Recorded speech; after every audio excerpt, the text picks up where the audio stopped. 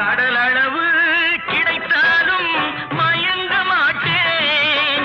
அது கையளவே ஆனாலும் கலங்க மாட்டேன்.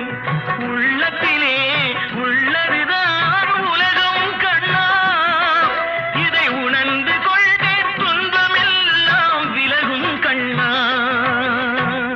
உணர்ந்து கொண்டேன் துன்பமெல்லாம் விலகும் கண்ணா. ஆட்டுவித்தால் யார் கடலளவு